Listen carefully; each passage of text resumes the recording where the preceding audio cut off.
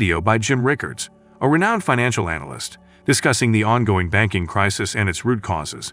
He sheds light on the chain of events that began with the failure of banks involved in both traditional and crypto finance. The story unfolds from March 2023, when the FDIC took over Silicon Valley Bank and Silvergate Bank, exposing the precarious state of the financial sector. What's fascinating is the revelation of a bail-in strategy that emerged from the ashes of the 2008 financial crisis. This strategy has far-reaching implications for depositors, investors, and the entire financial system. So let's explore Jim Rickards' insights into this unfolding crisis and how it may affect the broader economy. Jim Rickards starts by asserting that the banking crisis is far from over. He explains that financial crises don't happen suddenly in one catastrophic event. They tend to emerge gradually, with regulators and investors believing they have the situation under control until it resurfaces. The crisis he discusses traces back to a lesser-known bank, Silvergate, and Silicon Valley Bank. Jim Rickards highlights the critical link between the crypto world and the traditional banking system. The collapse of cryptocurrencies, such as Bitcoin, in late 2021 served as a warning sign. As Bitcoin's value plummeted from $69,000 to around $13,000 in a year, it raised questions about potential contagion from the crypto market to the banking world. Silvergate Bank played a crucial role as a bridge between cryptocurrencies and fiat money. This dual nature exposed the traditional financial system to the volatile crypto market. Jim Rickards shifts the spotlight to the Silicon Valley Bank crisis, emphasizing the FDIC's response. On March 10, 2023, the FDIC declared Silicon Valley Bank insolvent and announced that only deposits up to $250,000 were insured. For deposits exceeding this amount, depositors received a receivership certificate with an uncertain value. Remarkably, it's revealed that only 3% of the deposits at Silicon Valley Bank were insured, totaling approximately $140 billion. This meant that the majority of depositors were facing significant losses, including big names in Silicon Valley like Roku and Cisco. Don't forget to like and subscribe if you enjoy the content we do here on this channel. Let's get right into the video.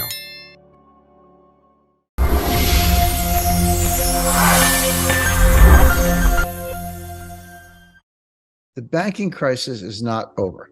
The crises don't happen all at once in one day. They emerge, regulators deal with them, the other new investors come in, they go, oh, it's all good, we got this under control, and then there's 2 or 3 months of a quiet period, and then they just pop back up again. It's because they were never fixed in the first place. A lot of people think this all started with Silicon Valley Bank, and that was March 10th, 2023, when the FDIC declared them, well, basically took over, put them into receivership. But that's not quite the right starting date. The day before, March 9th, there was another failure. It was Silvergate Bank, not Silicon Valley, but Silvergate.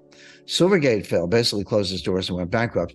And they were an FDIC insured bank. They were a member of the Federal Reserve System. So they weren't some kind of weird, semi-bank or shadow bank or whatever you want to call it. They were a real bank. But they had one foot in the mainstream banking world at the Fed, but they had another foot in the crypto world.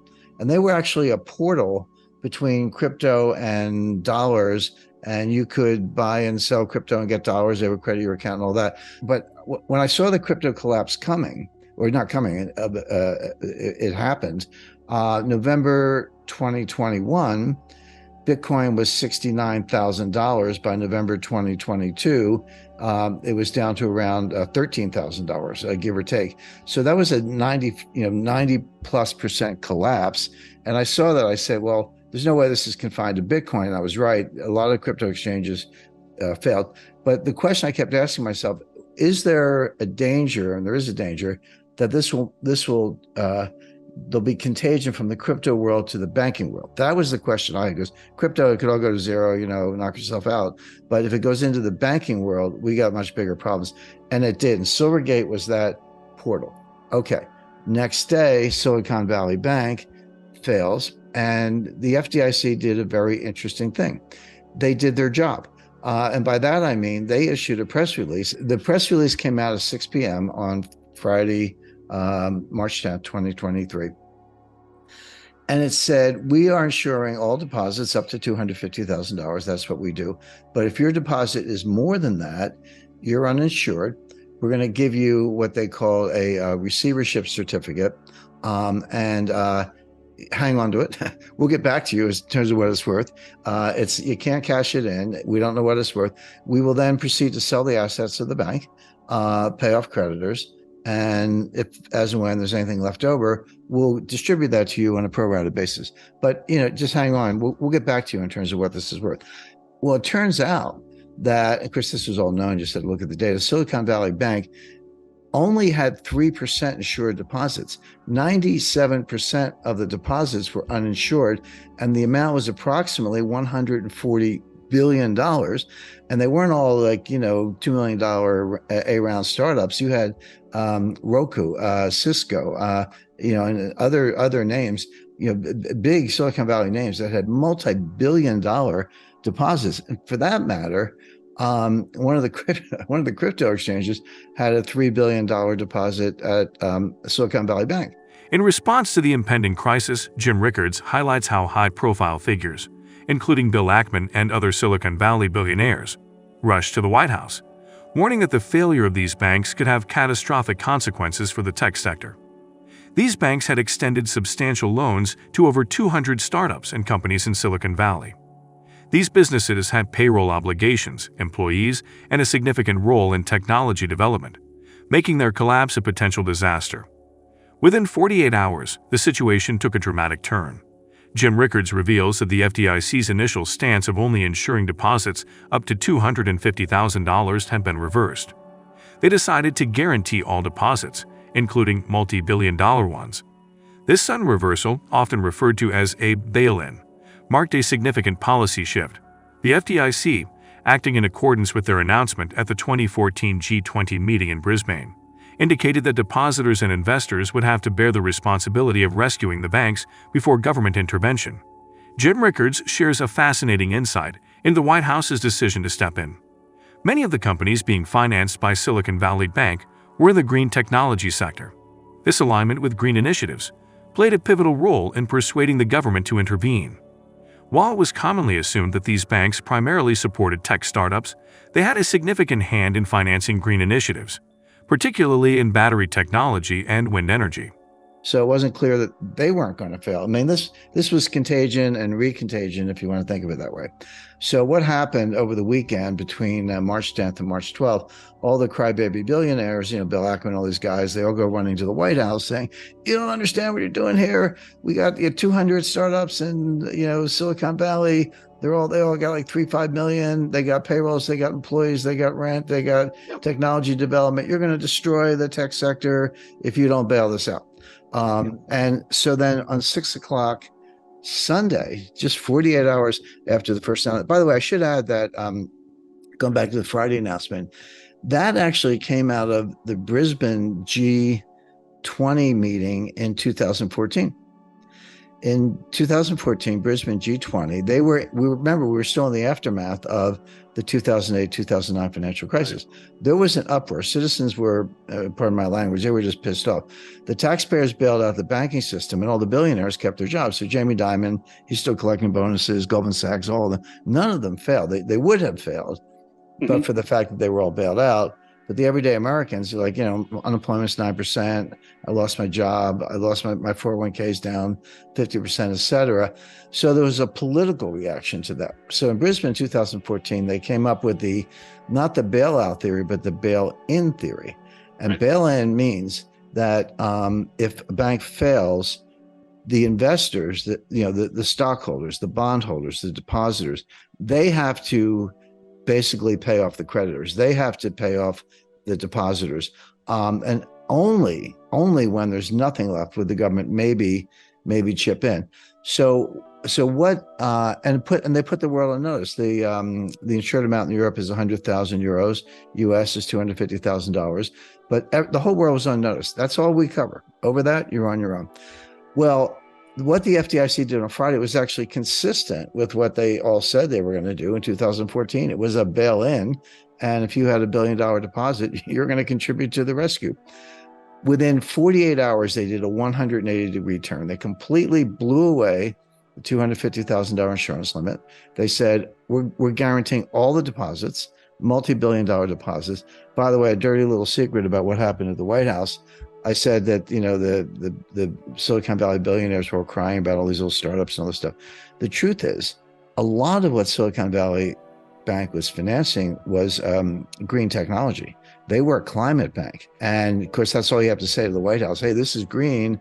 And oh, yeah. Now, what were they doing? I don't know, battery technology, better windmills. None of that stuff works, by the way. But no. they were in the White House sweet spot by saying green. And they were. That was actually what they were financing. Everyone thinks, oh, somebody's working on an app. They weren't apps. They were like battery power.